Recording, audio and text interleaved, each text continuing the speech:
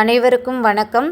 இன்றைக்கு பாக்கியம் பயனுள்ள தகவல்கள் சேனலில் தமிழக அரசு இன்று வெளியிட்டுள்ள முக்கியமான அறிவிப்புகள் பற்றி தான் பார்க்க போகிறோம். வீடியோவை ஸ்கிப் பண்ணாமல் இறுதி வரையிலும் பாருங்கள். ஏன்னா எல்லாமே பார்த்திங்கன்னா முக்கியமான அறிவிப்புகள் தான். அது மட்டும் இல்லாமல் இந்த வீடியோவை முடிந்தவரை உங்கள் உறவினர்களுக்கும் நண்பர்களுக்கும் ஷேர் பண்ணுங்கள், லைக் பண்ணுங்கள். வீடியோவை சப்ஸ்கிரைப் பண்ணாதவங்க சப்ஸ்கிரைப் பண்ணிக்கோங்க. வாங்க வீடியோக்குள்ளே போகலாம். முதல் அறிவிப்பு: தகுதித் தேர்வில் தேர்ச்சி பெறாமல் ஆசிரியர்களாக பணியாற்றுவோருக்கு 2026 ஜனவரி 24ஆம் தேதி 25ஆம் தேதியில் தகுதித் தேர்வு நடைபெறும் என்று ஆசிரியர் தேர்வு வாரியம் அறிவித்துள்ளது. சிறப்பு டெட் தேர்வு எழுத நவம்பர் 20ஆம் இன்று முதல் ஆசிரியர்கள் விண்ணப்பிக்கலாம் என்றும் ஆசிரியர் தேர்வு வாரியம் அறிவித்துள்ளது. தமிழ்நாட்டில் பணியில் உள்ள ஆசிரியர்களுக்கு உதவும் வகையில் ஆசிரியர் தேர்வு வாரியம் மூலம் சிறப்பு டெட் தேர்வு நடத்த முடிவெடுக்கப்பட்டது. அதற்கான விண்ணப்பம் நவம்பர் 20ஆம் தேதி முதல், அதாவது இன்றிலிருந்து தொடங்குகிறது. ஆசிரியர்கள் இணையதளம் வாயிலாக டிசம்பர் 20ஆம் தேதி வரை விண்ணப்பிக்க கால அவகாசம் வழங்கப்பட்டுள்ளது என்றும், செப்டம்பர் 1ஆம் தேதி 2025 தேதிக்கு முன்னர் நியமிக்கப்பட்ட ஆசிரியர்கள் இத்தேர்வை எழுதலாம் என்றும், முழு நேர, பகுதி நேரம் மற்றும் ஒப்பந்த அடிப்படையில் உள்ளவர்களும் இத்தேர்வை எழுத அறிவுறுத்தப்படுகிறார்கள்.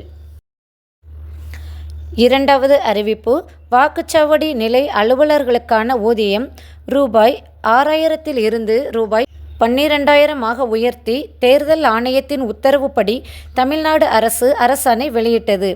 வாக்காளர் பட்டியல் திருத்தப் பணிக்கான ஊக்கத்தொகை ரூபாய் 1000 இருந்து ரூபாய் 2000 உயர்த்தப்பட்டுள்ளது. அது மட்டுமல்லாமல் வாக்குச்சாவடி மேற்பார்வையாளர்களுக்கான ஊதியம் ரூபாய் 12,000 இருந்து ரூபாய் 18,000 உயர்த்தப்பட்டுள்ளது. மூன்றாவது அறிவிப்பு: நவம்பர் 25, 26இல் கோவை, ஈரோடு மாவட்டங்களில் முதலமைச்சர் மு.க. ஸ்டாலின் கள ஆய்வு மேற்கொள்கிறார். கோவையில் அமைக்கப்பட்டுள்ள செம்மொழி பூங்காவை நவம்பர் 25ஆம் தேதி முதலமைச்சர் அவர்கள் திறந்து வைக்கிறார்கள் என்றும், பொல்லான பகடை சிலையுடன் அமைக்கப்பட்டுள்ள பொல்லான் பகடை மணிமண்டபத்தையும் திறந்து வைக்கிறார். நான்காவது அறிவிப்பு: வார இறுதி நாட்களை ஒட்டி அரசு போக்குவரத்து கழகம் சார்பில் சிறப்பு பேருந்துகள் இயக்கப்பட உள்ளன. கீழம்பாக்கத்தில் இருந்து பல்வேறு ஊர்களுக்கு நவம்பர் 21, 22இல் தலா 350 பேருந்துகள் இயக்கப்பட உள்ளன. கோயம்பேட்டில் இருந்து பல்வேறு ஊர்களுக்கு நவம்பர் 21, 22இல் தலா 55 சிறப்பு பேருந்துகள் இயக்கப்பட உள்ளன. பெங்களூர், திருப்பூர், ஈரோடு, கோவையில் இருந்து பல்வேறு இடங்களுக்கு 100 சிறப்பு பேருந்துகளும் இயக்கப்படுகின்றன. ஐந்தாவது அறிவிப்பு: PM கிசான் திட்டத்தின் கீழ் நாடு முழுவதும் 9 கோடி விவசாயிகளுக்கு 21வது தவணையாக ரூபாய் 18,000 கோடி உதவித்தொகையை பிரதமர் மோடி விடுவித்தார். PM கிசான் திட்டத்தின் கீழ் தமிழ்நாட்டில் 44,837 விவசாயிகளுக்கு வங்கிக் கணக்கில் உதவித்தொகை வரவும் வைக்கப்படும். ஆறாவது அறிவிப்பு: காற்றழுத்த தாழ்வு மண்டலம் வங்கக்கடலில் வரும் 24ஆம் தேதி உருவாக வாய்ப்பு என இந்திய வானிலை ஆய்வு மையம் தகவல் தெரிவித்துள்ளது. அதற்கு அடுத்த 48 மணி நேரத்தில் தென்மேற்கு திசையில் நகர்ந்து மேலும் வலுவடையக்கூடும் எனவும் தெரிவிக்கப்பட்டுள்ளது. அறிவிப்பு 7: தமிழ்நாடு அரசு பணியாளர் தேர்வாணையம் TNPSC சார்பில் அரசு உதவி வழக்கு நடத்துனர் கிரேடு 2 பதவியில் காலியாக உள்ள 50 பணியிடங்களை நிரப்புவதற்கான மெயின் தேர்வு ரிசல்ட் இணையதளத்தில் வெளியிடப்பட்டுள்ளது. இத்தகவலை TNPSC தேர்வு கட்டுப்பாட்டு அலுவலர் சண்முக சுந்தரம் தெரிவித்துள்ளார். அறிவிப்பு 8: தேர்வுத்துறை இயக்குனர் சசிகலா வெளியிட்ட அறிவிப்பில், நடத்தி முடிக்கப்பட்ட தமிழ்மொழி இலக்கிய திறனறிவு தேர்வு எழுதிய மாணவர்களின் மதிப்பெண் விவரங்கள் இணையதளத்தில் வெளியிடப்பட்டுள்ளது என்றும், திருத்தங்கள் இருப்பின் அதன் விவரங்களை மின்னஞ்சலுக்கு நவம்பர் 20 மாலை 5 மணிக்குள் அனுப்பி வைக்க வேண்டுமென கூறப்பட்டுள்ளது. நடப்பாண்டுக்கான சிமெட் தேர்வு ஜனவரி மாதம் நடைபெற உள்ளது. இதற்கான இணையதள விண்ணப்ப பதிவு கடந்த அக்டோபர் 17இல் தொடங்கி நவம்பர் 17ஆம் தேதி முடிந்தது. தற்போது பல்வேறு தரப்பின் கோரிக்கையை ஏற்று விண்ணப்பிக்கும் கால அவகாசம் நவம்பர் 24ஆம் தேதி வரை நீடிக்கப்பட்டுள்ளது.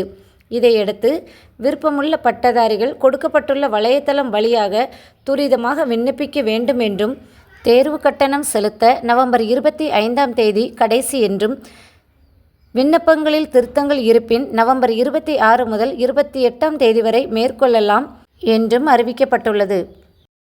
அறிவிப்பு 10. குரூப் 2 2A பணிகளுக்கான காலி பணியிடங்கள் மேலும் 625 அதிகரிக்கப்படும் என டிஎன்பிஎஸ்சி அறிவித்துள்ளது. 2025-26 ஆண்டில் குரூப் 2 2A பணிகளுக்கான 1270 காலி பணியிடங்களை நிரப்ப அறிக்கை வெளியிடப்பட்டுள்ளது. அறிவிப்பு 11. தமிழ்நாட்டில் 94.74% SIR படிவங்கள் விநியோகிக்கப்பட்டுள்ள நிலையில் 13.02% மட்டுமே பெறப்பட்டுள்ளது என்றும், தமிழ்நாட்டில் 6.07 கோடி SIR படிவங்கள் விநியோகிக்கப்பட்டு 83.45 லட்சம் படிவங்கள் பெறப்பட்டுள்ளன என்றும், புதுச்சேரியில் 9.65 லட்சம் SIR படிவங்கள் விநியோகிக்கப்பட்டு 2.26 லட்சம் படிவங்கள் பெறப்பட்டுள்ளன. 12வது அறிவிப்பு. பராமரிப்பு பணிகள் காரணமாக திருவள்ளூருக்கு செல்லும் ரயில்கள் வரும் 23ஆம் தேதி ரத்து செய்யப்படுவதாக தெற்கு ரயில்வே அறிவித்துள்ளது. திருநின்றவூர் யார்டில் எலக்ட்ரானிக் இன்டர்லாக்கிங் பேனல் அமைக்கும் பணிக்காக 23ஆம் தேதி, அதாவது வருகின்ற ஞாயிற்றுக்கிழமை காலை 7 மணி முதல் மதியம் 3:45 மணி வரை மொத்தம் 8 மணி நேரம் 40 நிமிடங்கள் புறநகர் ரயில் சேவைகளில் மாற்றங்கள் செய்யப்பட்டுள்ளன. அறிவிப்பு 13. நவோதயா பள்ளிகளில் காலியாக உள்ள ஆசிரியர்கள் உள்ளிட்ட பணியாளர்கள் பணியிடங்களை நிரப்புவதற்கான விண்ணப்ப பதிவு தொடங்கப்பட்டுள்ளது. வலைத்தளங்கள் மூலமாக டிசம்பர் 4 வரை விண்ணப்பிக்கலாம் என்றும், எழுத்துத் தேர்வு ஜனவரி பிப்ரவரியில் கணினி வழியில் நடைபெறப்படவுள்ளது. தேர்வுக்கான ஹால் டிக்கெட் டிசம்பரில் வெளியிடப்படும் என்றும், நடப்பாண்டு புதிதாக 57 கேந்திரிய வித்யாலயா பள்ளிகள் அமைக்க ஒன்றிய அரசு ஒப்புதல் அளித்துள்ளது. பணியிடங்களை நிரப்புவதற்கான அறிவிப்பும் தற்போது வெளியிடப்பட்டுள்ளன. அறிவிப்பு 14. ஆன்லைன் வங்கி மோசடிகளை கட்டுப்படுத்தும் நோக்கில் ரிசர்வ் பேங்க் ஆஃப் இந்தியா ஒரு முக்கிய நடவடிக்கையை எடுத்துள்ளது. அதன்படி State Bank of India, ICICI வங்கி, HDFC வங்கி மற்றும் ஆக்சிஸ் வங்கி உள்ளிட்ட இந்தியாவில் உள்ள அனைத்து முன்னணி வங்கிகளும் தங்களுடைய அதிகாரப்பூர்வ இணையதள முகவரியை மாற்றி இனி புதிய டொமைன் பெயரை பயன்படுத்த வேண்டும் என்று உத்தரவிடப்பட்டுள்ளது. அறிவிப்பு 14. குரூப் 4 பணிக்கு தேர்வு செய்யப்பட்டுள்ள தேர்வர்கள் சரியான சான்றிதழை பதிவேற்றம் செய்ய கால அவகாசம் வழங்கப்பட்டுள்ளதாக டிஎன்பிஎஸ்சி செயலாளர் தெரிவித்துள்ளார். வருகிற 23ஆம் தேதி இரவு 11:59 மணி வரை விடுபட்ட மற்றும் சரியான சான்றிதழ்களை குறுஞ்செய்தி மற்றும் மின்னஞ்சல் மூலமாக மின் பதிவேற்றம் செய்யுமாறு அறிவுறுத்தப்பட்டுள்ளது. இறுதி முக்கிய அறிவிப்பு. மாநில கல்விக் கொள்கை குறித்து உயர்மட்ட குழுவின் முதல் ஆலோசனைக் கூட்டம் சென்னையில் நவம்பர் 23, 24ஆம் தேதிகளில் நடத்தப்பட உள்ளன. புதிய பாடத்திட்டத்தை வடிவமைப்பதற்கான வல்லுநர் குழு மற்றும் அதை மேற்பார்வையிட்டு ஒப்புதல் அளிப்பதற்கான உயர்மட்ட குழுவை பள்ளி கல்வித்துறை சமீபத்தில் நியமனம் செய்தது. அந்த வகையில் பள்ளி கல்வித்துறை அமைச்சர் அன்பில் மகேஷ் தலைமையில் நடைபெறும் கூட்டத்தில் பங்கேற்க 2 குழுக்களின் உறுப்பினர்களுக்கும் அழைப்பு கொடுக்கப்பட்டுள்ளது. முதல் கட்டமாக 1 முதல் 8ஆம் வகுப்புகளுக்கு அடுத்த கல்வியாண்டு புதிய பாடத்திட்டம் அமல் செய்யப்பட உள்ளது. இதுபோன்ற பயனுள்ள தகவல்களை உடனுக்குடன் தெரிந்து கொள்ள பாக்கியம் பயனுள்ள தகவல்கள் சேனலை சப்ஸ்கிரைப் பண்ணாதவங்க சப்ஸ்கிரைப் பண்ணிக்கோங்க. அப்படியே பக்கத்தில் இருக்கக்கூடிய பெல் பட்டனை கிளிக் பண்ணுங்கள். அப்போ தான் நான் போடக்கூடிய உடனடி தகவல்கள் உங்களை உடனே வந்து சேரும். உங்கள் நண்பர்களுக்கும் உறவினர்களுக்கும் வீடியோவை ஷேர் பண்ணுங்கள், லைக் பண்ணுங்கள், கமெண்ட்டில் உங்கள் கருத்துக்களை தெரிவிக்க மறந்துடாதீங்க. வீடியோவை இறுதி வரை பார்த்த அனைவருக்கும் நன்றி, வணக்கம்.